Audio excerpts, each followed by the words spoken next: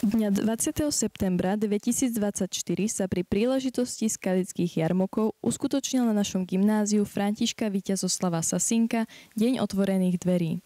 Návštevníci si mohli prejsť celú budovu od 2. do 7:30. Koľko návštevníkov dnes prišlo? Celkovo na toto podujatie prišlo veľmi veľa návštevníkov, či už občania Skalice, alebo bývalí študenti gymnázia, alebo taktiež potenciálni študenti, ktorí by mohli sa uchádzať o štúdium na tomto gymnáziu.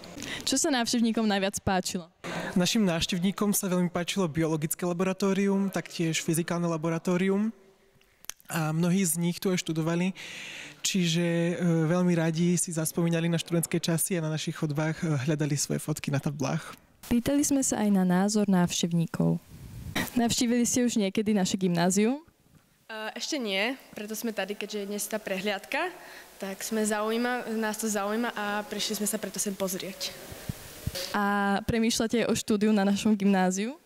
Ale áno, asi jo. Ktorá učebňa alebo poschodie sa vám najviac páčilo?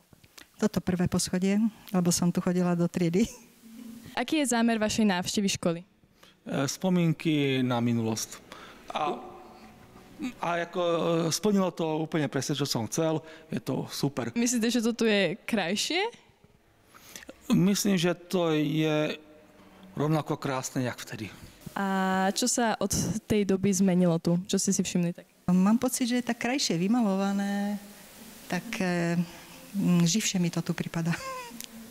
A radi by ste opäť usadli do školských hlavíc na našom gymnáziu? Do školských hlavíc už vôbec nie, ale rada si tu len vyskúšam sadnúť si. Áno, to bolo super. Človek nemá o nič, všetko má zabezpečené, bol mladý, nič ho nebolelo.